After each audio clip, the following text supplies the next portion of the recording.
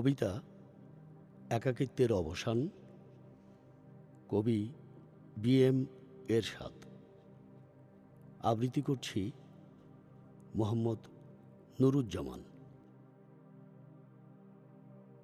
স্বভাবের কত রং বদলায়, নিজেকে বদলাতে পারিনি। প্রত্যহ লিখি দ্রব্যাদি অধিপতি, প্রস্থান করো আমার মহি। অনু, মনে পড়ে শেষ বিকেলের কথা, গাঁয়ের সরু নির্গমন, আমার আগমনের অপেক্ষায় তোমার অপেক্ষা। তোমার কপালে চন্দনের টিপ, এলো কেশ, দক্ষিণা বায়ু আর কুসুম কুমারী সুগন্ধ ছড়ানো পরন্ত বিকেল। আমি রোজ আসতাম প্রায় 3 ক্রোশ পান্থ মাড়িয়ে তোমার উলঙ্গ চুলের গন্ধ নিতে।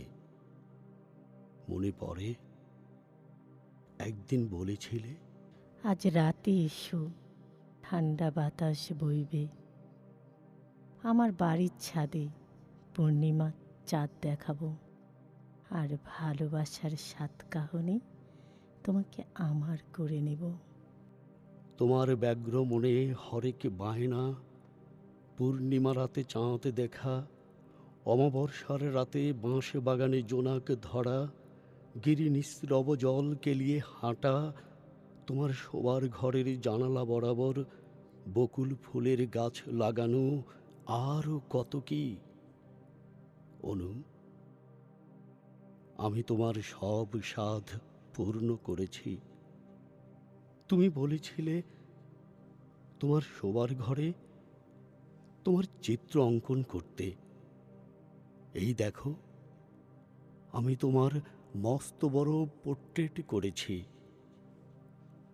তোমার হাসির নূর ছড়িয়ে একদিন বলেছিলে, আমার এত জ্বালাতন সহ্য করো কি করে?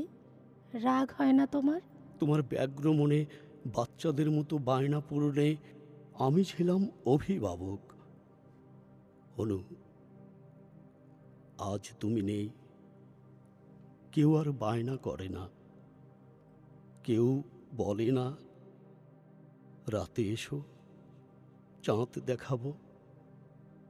অনু, দেখো দেখো তোমার শোয়ার ঘরে জানলার পাশের সেই ছোট্ট বকুল গাছটি কত ডাঙর হয়েছে। পুষ্প কাননে সুগন্ধে তোমার ঘর মোহিত। কিন্তু আমার সেই চন্দন মাখা উলঙ্গ চুলের গন্ধ চাই। কোথায় আমার ভালোবাসার অনু? আমি কার অভিভাবক? আমার এই একাকিত্বের অবসান চাই।